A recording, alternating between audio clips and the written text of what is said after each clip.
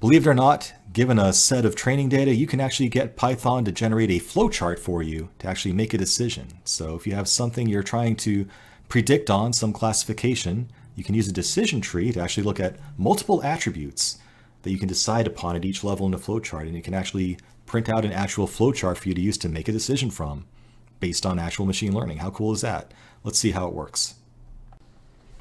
All right, we're going to talk about decision trees. This is one of the most interesting applications of machine learning that I can think of. I think it's pretty cool stuff, but let's talk about how it works. So a decision tree basically gives you a flowchart of how to make some decision. So you have some dependent variable, like whether or not I should go play outside today or not based on the weather. And when you have a decision like that that depends on multiple attributes, multiple variables, a decision tree could be a good choice. So there are very many different aspects of the weather that might influence my decision of whether I should go outside and play. It might have to do with the humidity, the temperature, whether it's sunny or not, for example. A decision tree can look at all these different attributes of the weather or anything else and decide what are the thresholds, what are the decisions I need to make on each one of those attributes before I arrive at a decision of whether or not I should go play outside. That's all a decision tree is. So it's a form of supervised learning. The way it would work in this example would be I would have some sort of data set of historical weather and whether or not people went outside to play that day.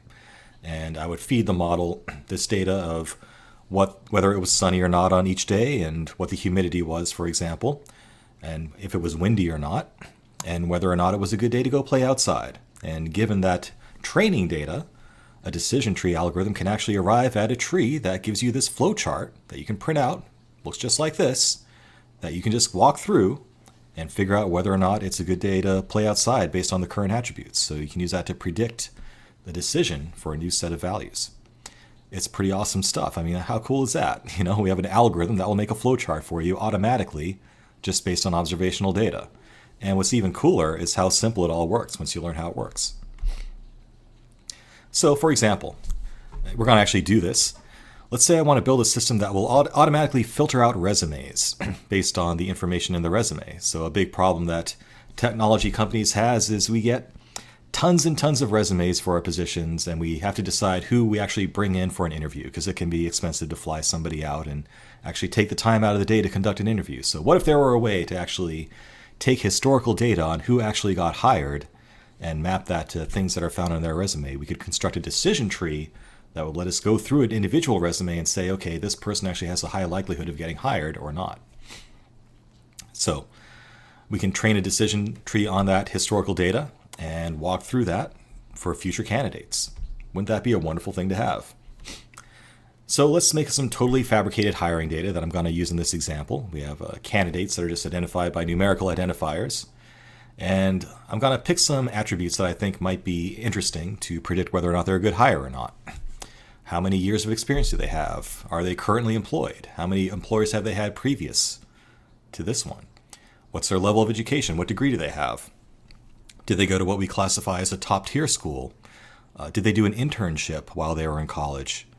And we can take a look at this historical data, and the dependent variable here is hired. You know, did this person actually get a job offer or not, based on that information? Now, obviously, there's a lot of information that isn't in this model that might be very important, but the decision tree that we train from this data might actually be useful in doing an initial pass at weeding out some candidates. And what we end up with might be a tree that looks like this.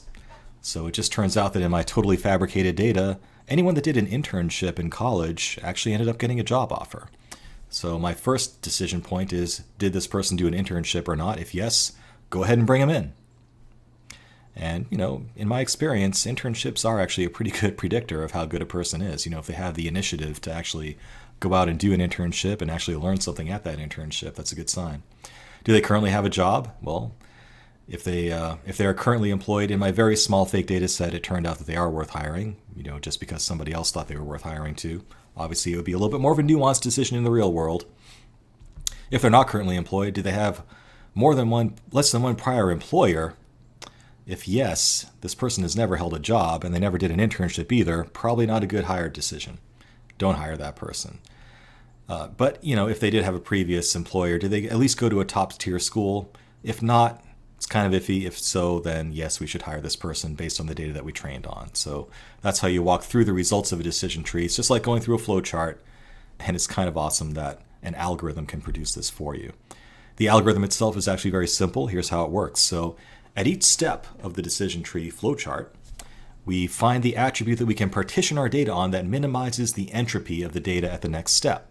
Okay, so we have a resulting set of classifications, in this case hire or don't hire, and we want to choose the attribute decision at each step that will minimize the entropy at the next step. So basically, at each step we want to make all of the remaining choices result in either as many no hires or as many hire decisions as possible. We want to make that data more and more uniform, so as we work our way down the flowchart, we ultimately end up with a set of candidates that are either all hires or all no hires that we can classify into yes/no decisions on a decision tree. So that's it. We just walk down the tree, minimize entropy at each step by choosing the right attribute to decide on, and we keep on going until we run out. And there's a fancy name for this algorithm. It's called ID3. I don't even know what that stands for, but that's all it means. It is what's known as a greedy algorithm. So as it goes down the tree, it just picks the attribute that will minimize entropy at that point. Now, that might not actually result in an optimal tree that minimizes the number of choices that you have to make, but it will result in a tree that works, given the data that you gave it. So that's all there is to it. It's a pretty simple idea. Now, one problem with decision trees is that they are very prone to overfitting. So you can end up with a decision tree, kind of like we saw, that works beautifully for the data that you trained it on, but it might not be that great for actually predicting the correct classification for new people that it hasn't seen before. Because decision trees are all about arriving at the right decision for the training data that you gave it. Okay, and maybe you didn't really take into account the right attributes. Maybe you didn't give it enough of a representative sample of people to learn from. These can result in real problems. So to fight that, we use a technique called random forests. And the idea here is that we actually sample our data that we train on different ways for multiple different decision trees. So each decision tree takes a different random sample from our set of training data and constructs a tree from it.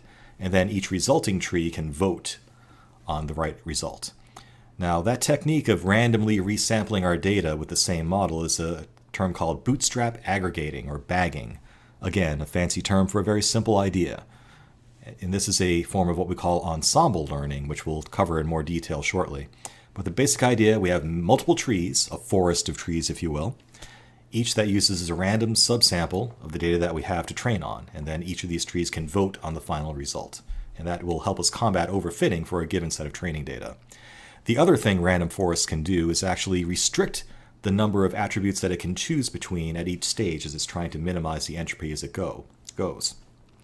And we can randomly pick what attributes it can choose from at each level. So that also gives us more variation from tree to tree, and therefore we get more of a variety of algorithms that we can compete with each other, and they can all vote on the final result using slightly different approaches to arriving at the same answer. So that's how random forests work. Basically, it is a forest of decision trees, where they are drawing from different samples and also different sets of attributes at each stage that it can choose between. Okay? So, with all that, let's go make some decision trees, and we'll actually use random forests as well when we're done, because scikit-learn makes it really, really easy to do, as we'll see in a minute.